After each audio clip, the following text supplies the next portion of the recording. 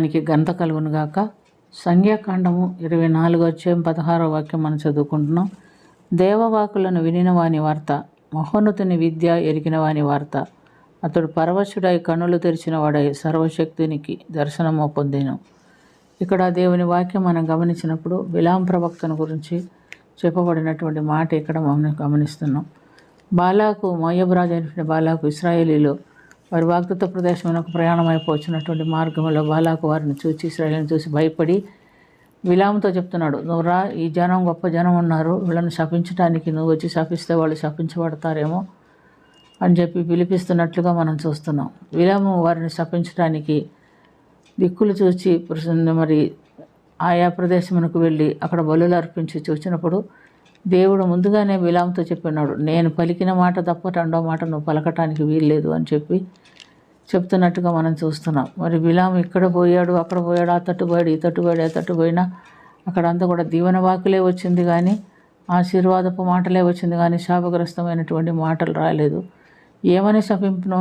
దేవుడు శపించమనలేదే, ఏం చేశానని అంటున్నాడు. అంటే నా వల్ల కాదు వారిని శపించటము, వారు దేవుని ప్రజలు, ప్రత్యేకపరచబడి దీవించేటటువంటి బిడ్డలు అని చెప్పి ఆయన శపించలేకపోతున్నట్లుగా మనం చూస్తున్నాం.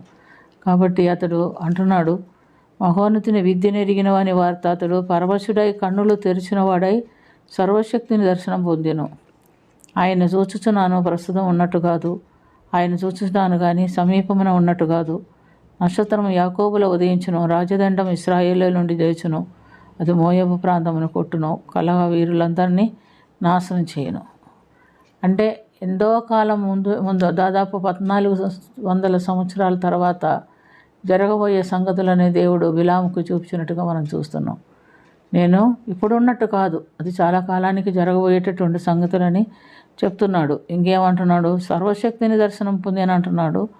మరి ఇంకేమంటున్నాడు అంటే ఆయన చూచుచున్నాను కానీ సమీపమున ఉన్నట్టు కాదు, నక్షత్రము యాకోబులో ఉదయించును. అనగా ఆ 15 సంవత్సరాల తర్వాత ఆకాశంలో పుట్టినటువంటి నక్షత్రాన్ని అతను చూచాడు. ప్రవక్త చూచి చెప్తున్నాడు, నేను చూస్తున్నాను, నక్షత్రం ఎక్కడ ఉదయించును? యాకోబులో ఉదయించును అని చెప్తున్నాడు. మరి ప్రియమైనటువంటి దేవుని బిడ్డలారా, తూర్పు దేశపు జ్ఞానులు ఈ నక్షత్రాన్ని చూసి హేరోదు రాజు పరిపాలన కాలంలో అక్కడికి వచ్చినట్టుగా మనం చూస్తున్నాం. వారు వచ్చిన తర్వాత యూదులకు రాజుగా పుట్టినవాడు ఎక్కడ ఉన్నాడు అని మత్తయి సువార్త 2వ అధ్యాయంలో అడుగుతుండే వాళ్ళు కలవరపడి హేరోదు ఏం చేశారంటే ప్రధాన యాజకులను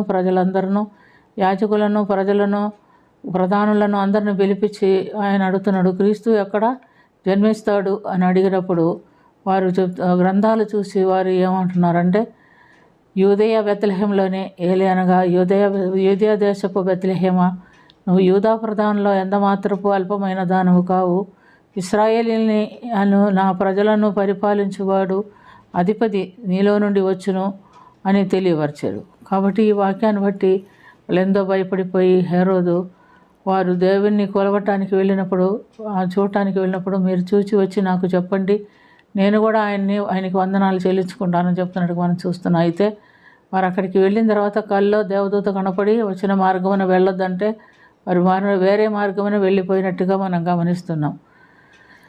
ప్రియమైనటువంటి దేవునిలారా, దానియేలు గ్రంథం 12వ అధ్యాయం 3వ వాక్యంలో కూడా దేవుడు చెప్తున్నాడు. ఏం చెప్తున్నాడంటే బుద్ధిమంతులైతే ఆకాశమందలి వెలుగుచుండు జ్యోతుల వలె ఉంటారు అని చెప్తున్నాడు. అందుమట్టుకే కాదు, వారు నీతి మార్గమున అనుసరించి నడుచుకున్నట్టు ఎవరు ఎందరినీ ఆ మార్గంలో నడిపించుదరు, వారు నక్షత్రములే నిరంతరము ప్రకాశించుదరు అని కూడా రాయబడినట్టు గమనిస్తున్నాం. అనగా నీతిమంతులు దేవుని ప్రియమైన బిడ్డలు ఆకాశంలో జ్యోతుల వలెను నక్షత్రములను వెలుగుతారని ఆనాడు దానియేలు గ్రంథంలో చెప్పబడినట్లు గమనిస్తున్నాం. కాబట్టి మనం కూడా ఈ లోకంలో నీతిమంతులుగా జీవించి దేవుని యొక్క వెలుగును ఇతరులకు పంచిపెట్టేవారిగా ఉండి శ్రేష్ఠులుగా దేవుని రాజ్యంలో ప్రవేశించడానికి దేవుడు మనకును సహాయం చేయడానికి ప్రార్థన చేసుకుందాం.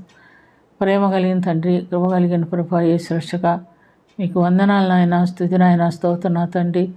ఎంతో కాలం తర్వాత జరగబోయేటువంటి రక్షణ ప్రణాళిక యేసు ప్రభు జన్మాన్ని గురించి, ఆ నక్షత్రాన్ని గురించి బిలాముకు మీరు దర్శనంలో చూపించారు. బిలాము చూసినటువంటి పరిశుద్ధమైన దర్శనాలు బట్టి అతడు యూదా వారిని కానీ ఇశ్రాయేల్ వారిని శపించలేకపోయాడు. కాబట్టి ప్రియమైనటువంటి దేవునిలారా, మేము నీ బిడ్డలంగా ఈ లోకంలో జీవించాలని అనేకులను నీతిమంతులుగా మార్చి దేవుని రాజ్యానికి నడిపించేవారు ఉంటారు.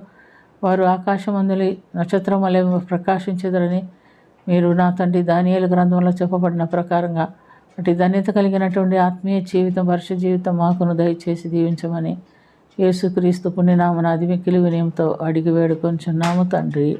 ఆమేన్.